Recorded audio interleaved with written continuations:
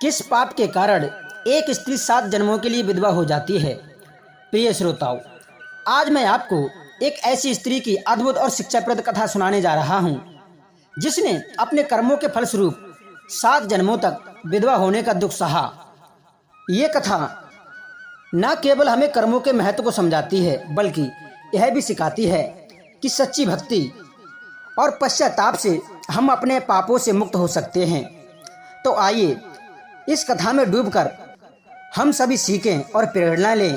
दोस्तों, एक समय की बात है, द्वारका का भव्य महल अपनी दिव्यता से प्रकाशित हो रहा था। सागर की लहरों की मधुर आवाज और पवन की शीतलता ने वातावरण को आनंदमय बना दिया था। इस दिव्य वातावरण में भगवान श्री कृष्ण अपने राज सिंहासन पर विराजमान थे। उसी समय देवर्षि नारद अपने हाथ में बीड़ा लेकर महल में प्रवेश करते हैं। उनकी मुस्कान में सदा की तरह भगवान के प्रति अपार भक्ति छलक रही थी। श्री कृष्ण के पास पहुंचकर नारद मुनि ने भगवान श्री कृष्ण को प्रणाम किया और प्रणाम करते हुए कहा, हे नारायण, आपके चरणों में कोटि कोटि प्रणाम। तब भगवान श्री कृष्ण कहते हैं कि हे देवर्षि नारद, आज आप बड़े चिंता में दिखाई पड़ रहे हैं। कहिए, आपकी चिंता का क्या रहस्य है? यदि मैं आपकी चिंता दूर करने में कोई सहायता कर सकता हूँ तो मुझे अवश्य बताइए। तब देवर्षि नारद कहते हैं कि हे प्रभु, आप तो अंतर्यामी हैं और सबको जानते हैं। फिर भी यदि आप मेरे ही मुख से मेरी चिंता का कारण जानना चाहते हैं तो आपका यह दास आपको संपूर्ण वृतांत सुनाएगा। हे प्रभु, आज मैंने एक बड़ा ही विचित्र दृश्य देखा। जब आज मैं पृथ्वी लोक पर भ्रमण कर रहा था तो मैंने देखा कि एक स्त्री वृक्ष के नीचे बैठी बैठी विलाप कर रही थी। वो बेचारी जवानी में ही विधवा हो गई थी। एक सर्प के काटने से उसके पति की मृत्यु हो चुकी थी और यम के दूत उसके पति की आत्मा को लेकर यमपुरी ले जा रहे थे। तब मैंने उन यमदूतों से कहा कि हे यमदूतों, क्यों इस बेचारी को जवानी में ही विधवा कर रहे हो? फिर यमदूतों ने मुझसे कहा कि हे देवर्षि नारद, हम तो यमराज की आज्ञा का पालन कर रहे हैं। ये जो स्त्री है, इसके भाग्य में विधवा होना ही लिखा है, इसलिए इसका विवाह कम आयु वाले पुरुष के साथ में हुआ था और इसके लिए यह स्त्री स्वयं ही कारणभूत है। इस स्त्री ने जो पाप किए हैं उसी का दंड भुगत रही है। इस स्त्री को 7 जन्मों तक विधवा होने का दंड मिला है। यमदूतों के मुख से यह बात सुनकर मुझे बड़ा ही आश्चर्य हुआ। हे प्रभु, उस स्त्री ने ऐसा कौन सा पाप किया था जिस कारण से उसे जवानी में ही विधवा होना पड़ा? हे प्रभु, यही जानने के लिए मेरे मन में जिज्ञासा हुई, इसलिए मैं आपके पास में आया हूँ। हे प्रभु, आप ही मुझे बताइए कि वह कौन सा पाप है जिसे करने पर स्त्री को 7 जन्मों के लिए विधवा होना पड़ता है। तब भगवान श्री कृष्ण ने मुस्कुराते हुए उत्तर दिया और कहा कि हे देवर्षि, आपने ठीक ही किया जो तुम मेरे पास में चले आए। आपके प्रश्न के माध्यम से समस्त संसार को यह ज्ञान भी प्राप्त हो जाएगा और आपकी शंका भी दूर हो जाएगी। किंतु मैं आपको उस पाप के विषय में बताने से पूर्व एक प्राचीन कथा सुनाता हूँ। इस कथा का श्रवण करने पर आपको आपके सभी प्रश्नों के उत्तर मिल जाएंगे। जो भी स्त्री इस कथा का श्रवण करती है उसके सभी पाप नष्ट हो जाते हैं और वह जवानी में विधवा नहीं बनती। इसलिए हे देवर्षि, आप इस कथा को ध्यानपूर्वक सुनकर इसका प्रचार अवश्य कीजिएगा ताकि संसार की सभी स्त्रियां इसका लाभ उठा सकें। तब देवर्षि कहते हैं कि हे प्रभु, आपके मुख से कथा सुनना बड़ा ही सौभाग्य की बात है। मैं अवश्य ही इस कथा को ध्यान से सुनूंगा और इसका तीनों लोकों में प्रचार करूंगा। तब भगवान श्री कृष्ण ने नारद की जिज्ञासा को शांत करने के लिए कहा कि हे नारद, यह कथा एक स्त्री की है जिसने अपने पापों के कारण 7 जन्मों तक विधवा होने का दुख भोगा। यह कथा तुम्हारे लिए ये सिखाएगी कि कैसे हमारे कर्म के अनुसार हमारे भविष्य को प्रभावित करते हैं। इसलिए इसे ध्यानपूर्वक सुनो। हे देवर्षि नारद, पूर्व काल की बात है, शिवपुरी नामक नगर में एक धनवान सेठ गोविंद दास रहते थे। उनकी पत्नी सिंहासनी, जो अत्यंत दयालु, धर्मपरायण और भगवान शिव की अनन्य भक्तन थी, उसका जीवन पूजा, दान और धर्म के कार्यों में समर्पित था। सुहासिनी अपने पति के साथ में सुखी जीवन बिता रही थी। उनके पास अपार संपत्ति थी, लेकिन उनके जीवन का सबसे बड़ा सुख उनका आपसी प्रेम और धर्म के प्रति निष्ठा थी। एक दिन गोविंद दास व्यापार के सिलसिले में समुद्र की यात्रा पर गए। उन्होंने अपनी पत्नी सुहासिनी से वादा किया कि वह जल्दी ही लौट आएंगे, लेकिन विधाता को कुछ और ही मंजूर था। समुद्र में भयंकर तूफान आया जिसने उनकी नाव को निगल लिया। गोविंद दास ने भगवान का स्मरण किया, लेकिन उनका समय आ चुका था और उनकी नाव पानी में डूब गई और उनके साथ सभी व्यापारियों की मृत्यु भी हो गई। जब सुहासिनी को यह दुखद समाचार मिला तो उसका जीवन शोक में डूब गया। उसका हृदय बुरी तरह से टूट गया था। उसने सोचा कि नियति ने उसके साथ में यह अन्याय क्यों किया। फिर उसने अपनी सारी संपत्ति भगवान शिव को समर्पित करने का निर्णय लिया और शिवपुर के मंदिर के पुजारी के पास जाकर के कहा कि हे पुजारी जी, मैंने जीवन भर धर्म का पालन किया है, लेकिन अब मेरा जीवन शोक में डूब गया है। कृपया आप मेरी इस संपत्ति को भगवान शिव के चरणों में अर्पित करें और इसे धर्म के कार्यों में उपयोग करें। पुजारी जी ने सिंहासनी की व्यथा को समझते हुए कहा कि हे माँ, आपका ये निर्णय असीम पुण्य का कार्य है। भगवान शिव आपके दुख को अवश्य हरेंगे और आपको शांति प्रदान करेंगे। लेकिन इस दान करने के बाद भी सुहासिनी को शांति नहीं मिली। उसके मन में यह प्रश्न था कि उसने ऐसा कौन सा पाप किया था जो उसे इस दुख का सामना करना पड़ रहा था।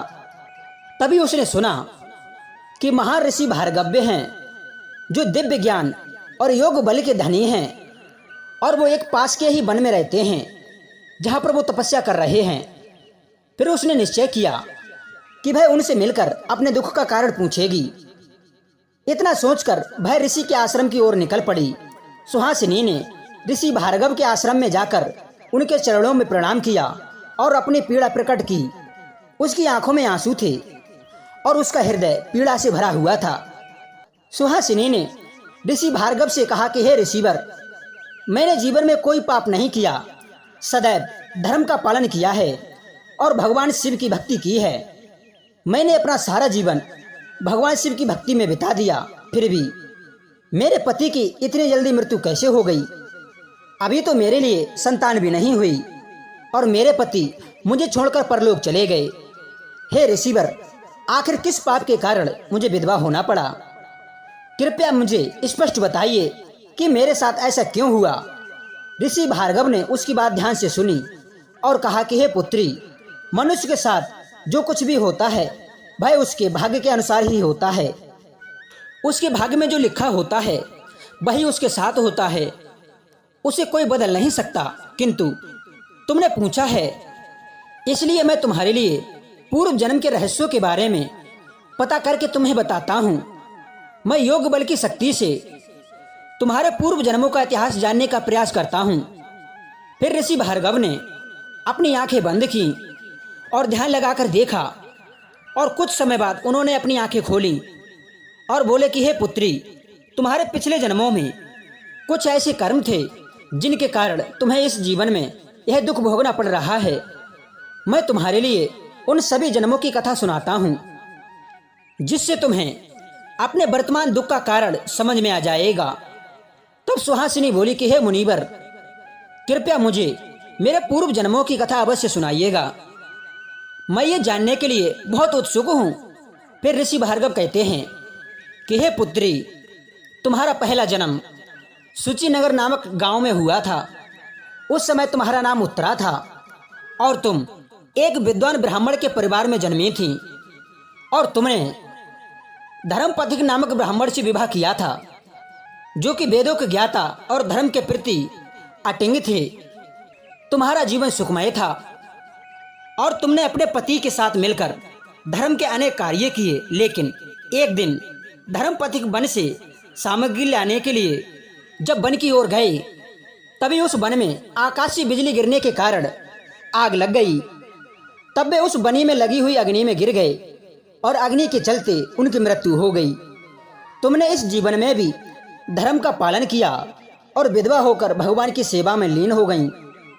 तब ऋषि भार्गव कहते हैं कि हे पुत्री, अब मैं तुम्हारे लिए तुम्हारे दूसरे जन्म की कथा सुनाता हूँ। दूसरे जन्म में तुमने वैशाली नामक नगर में जन्म लिया था और तुम्हारा नाम मंदाकिनी था और तुमने बड़ी जिक नामक एक धनी व्यापारी से विवाह किया था। बड़ी जिक ने व्यापार में अपार सफलता पाई, लेकिन धन के लोभ में वह सदैव व्यापार के सिलसिले में यात्रा पर जाता रहता था। एक दिन व्यापार के सिलसिले में वह समुद्र पार जाते समय बड़ी जिक ने मंदाकिनी से कहा कि हे प्रिय, मैं व्यापार की यात्रा करने के लिए जा रहा हूँ और यह व्यापार की यात्रा संपन्न करके शीघ्र ही लौट आऊँगा और हम दोनों सुखपूर्वक जीवन बिताएंगे।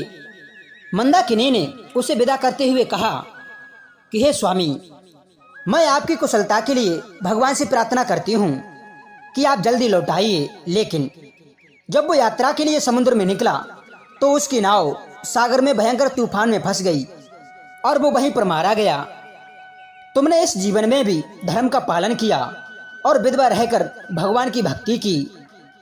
तब ऋषि भार्गव ने कहा कि हे पुत्री, अब तुम अपने तीसरे जन्म के बारे में सुनो। तीसरे जन्म में तुमने वाराणसी में कौमुदी नामक एक ब्राह्मण के यहाँ पर कन्या के रूप में जन्म लिया। तुम्हारा विवाह सोमाश्रेय नामक यज्ञकर्ता ब्राह्मण से हुआ था, जो कोई वेदों के गहरे ज्ञाता थे।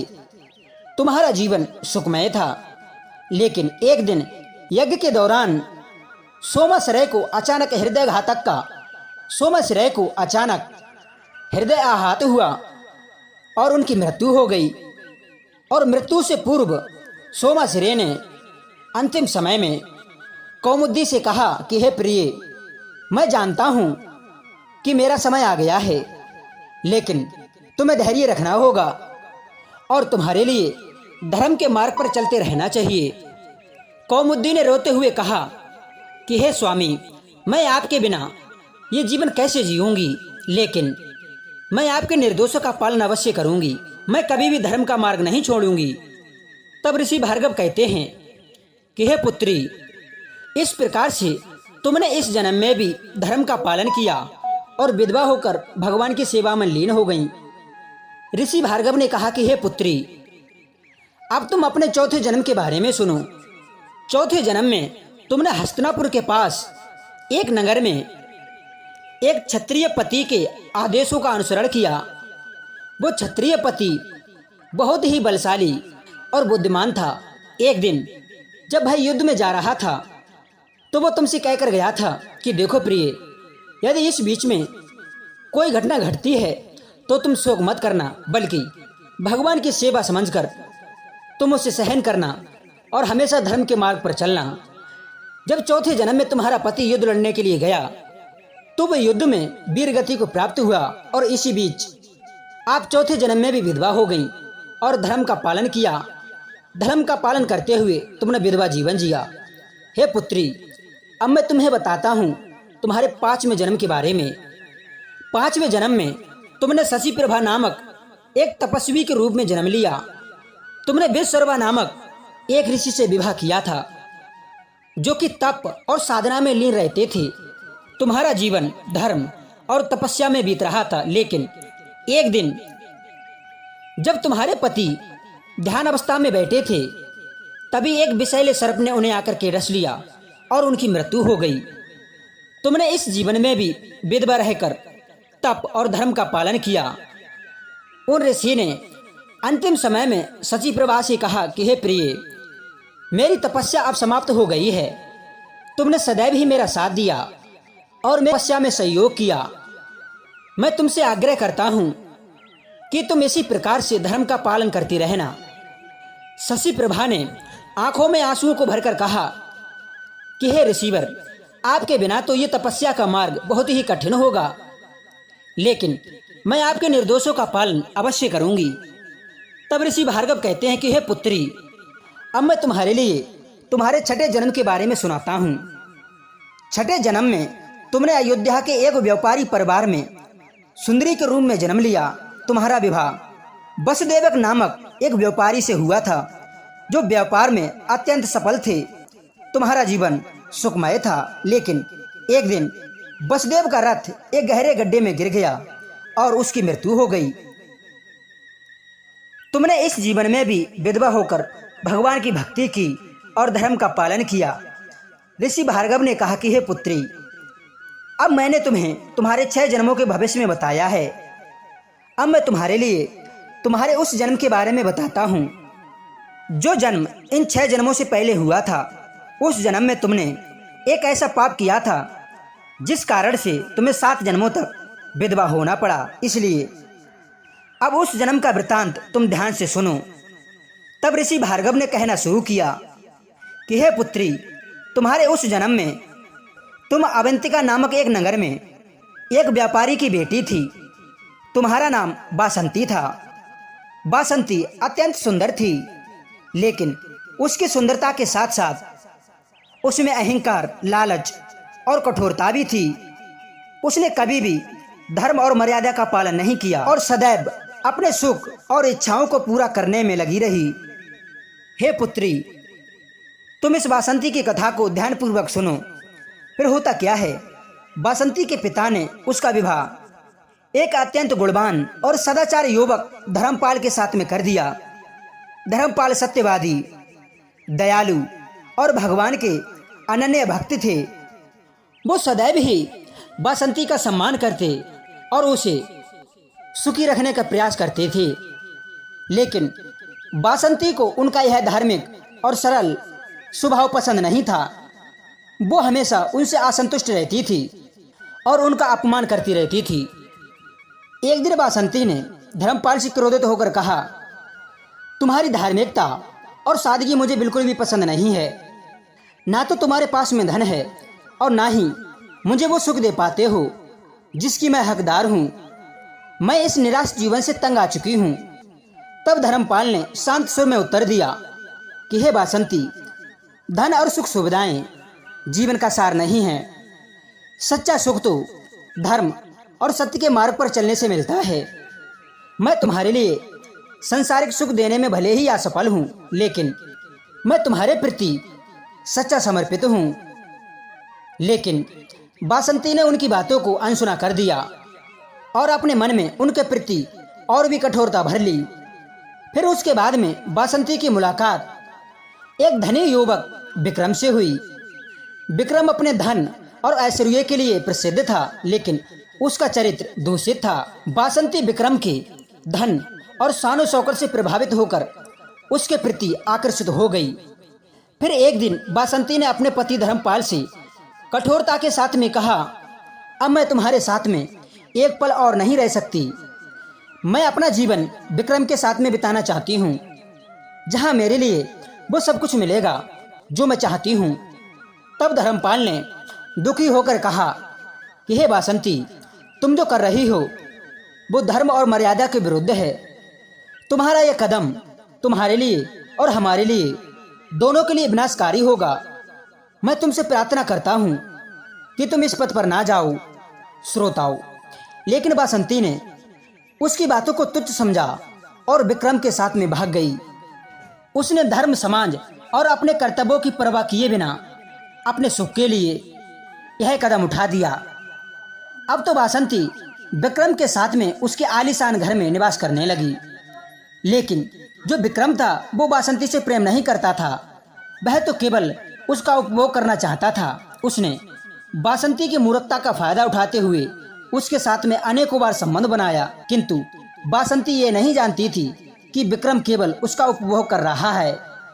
विक्रम के साथ में कुछ समय बिताने के बाद एक दिन बासंती ने क्या देखा कि विक्रम एक अन्य सुंदर स्त्री को अपने घर में लेकर के आया है और वो उसके साथ में विहार कर रहा है। यह दृश्य देखकर बासंती को समझ में आया कि विक्रम वास्तव में एक दुष्ट और स्वार्थी व्यक्ति है। विक्रम ने बासंती को केवल अपने सुख के लिए इस्तेमाल किया था और उसके बाद में उसे छोड़ दिया। इस अपमान और धोखे से बासंती बहुत दुखी हुई। उसे बहुत बड़ा पश्चाताप होने लगा। उसने अपनी मूर्खता के कारण अपने पति के साथ में विश्वासघात किया था, लेकिन अब समय हाथ से जा चुका था। अब तो उसके पास में कोई भी रास्ता नहीं बचा था। फिर एक दिन इस असहायता और अपमान से दुखी होकर बासंती ने नदी में कूदकर आत्महत्या कर ली। ऋषि भार्गव कहते हैं कि हे पुत्री, उस जन्म में जब बासंती के रूप में तुम्हारी मृत्यु हुई तो यमदूत तुम्हारे लिए यमराज के समक्ष लेकर के गए। तब यमराज ने तुम्हारे पाप कर्मों को देखकर क्रोधित होकर कहा कि हे बासंती, तुमने अपने धर्मपरायण पति का त्याग करके अधर्म का मार्ग चुना। तुमने अपने कर्तव्यों का पालन नहीं किया और अपने अहंकार और लालच के कारण अनेकों पाप किए हैं। जो स्त्री अपने सत्यवादी और धर्मपरायण पति का त्याग करके परपुरुष के पास में जाती है उसके लिए महापाप लगता है। इसलिए मैं तुम्हें श्राप देता हूँ कि अगले 7 जन्मों तक तुम विधवा रहोगी और अपने पापों का फल भुगतोगी। तब बासंती ने पश्चाताप करते हुए यमराज से क्षमा मांगी और कहा कि हे यमराज जी, मैंने अपनी अज्ञानता के कारण, अपने अहंकार के कारण यह पाप किया है। कृपया मुझे क्षमा करें और मुझे इस श्राप से मुक्त करें। तब यमराज जी ने कठोर शब्दों में कहा कि हे बासंती, पश्चाताप के लिए अब बहुत देर हो चुकी है। अब तुम्हारे लिए अपने कर्मों का फल भोगना ही पड़ेगा। लेकिन यदि तुम अपने 7 जन्मों में सच्ची भक्ति और धर्म का पालन करोगी तो तुम्हारे लिए मोक्ष जरूर प्राप्त हो जाएगा। तब ऋषि भार्गव कहते हैं कि हे पुत्री, इस प्रकार से उस जन्म में बासंती के रूप में तुमने जो पाप किया था उसी पाप के कारण तुम्हें 7 जन्मों तक विधवा होना पड़ रहा है। अब यह तुम्हारा 7वां और अंतिम जन्म है। इस जन्म में तुमने धर्म और भक्ति के मार्ग पर चलकर अपने पापों का प्रायश्चित किया है। अब तुम उस पाप से मुक्त हो जाओगी और तुम्हारे लिए अगले जन्म में सुख और शांति प्राप्त होगी। तब सुहासिनी ने ऋषि के चरणों में गिरकर कहा कि हे ऋषिवर, आपने मेरे जीवन का रहस्य खोल दिया।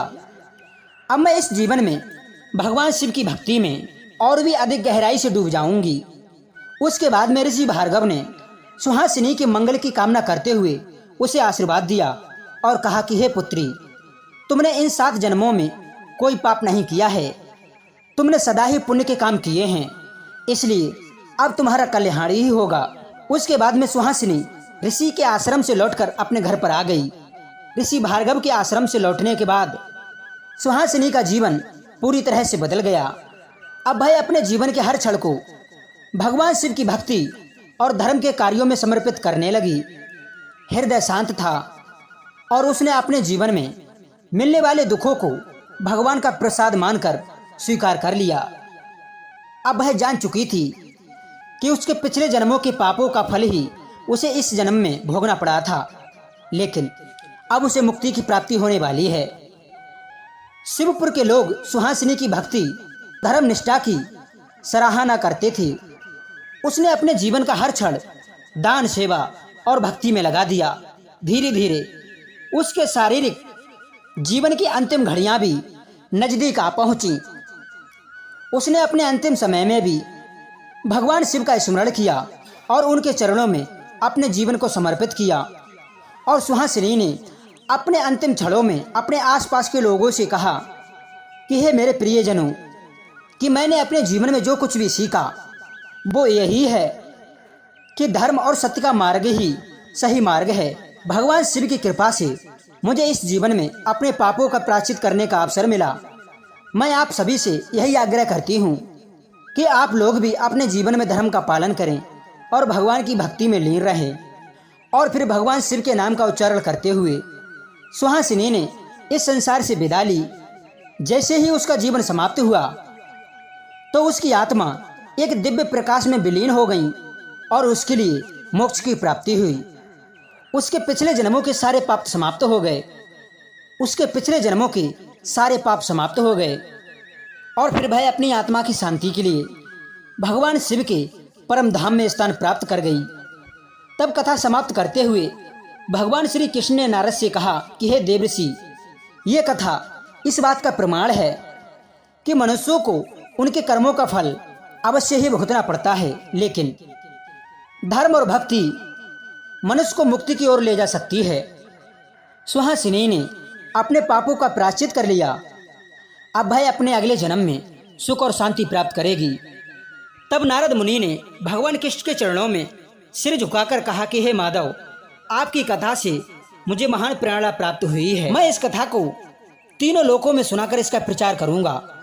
श्रोताओं, तो ये कथा हमें सिखाती है कि हमारे कर्मों का फल हमें मिलता ही है, लेकिन ईश्वर की भक्ति और धर्म का पालन हमें हर प्रकार की पापों से मुक्ति दिलाता है। श्रोताओं, आशा करता हूँ कि ये कथा आपको पसंद आई होगी। यदि ये कथा आपको पसंद आई है तो कमेंट सेक्शन के माध्यम से हमें अपनी राय अवश्य दीजिएगा, और यदि वीडियो अच्छी लगी तो वीडियो को एक लाइक कर दीजिए और कमेंट में लिखिए जय श्री कृष्ण, जय श्री राधे। हम मिलते हैं आपको नेक्स्ट वीडियो में नई ज्ञान चर्चा के साथ। आप सभी श्रोताओं को बहुत बहुत धन्यवाद। जय श्री कृष्ण, राधे राधे।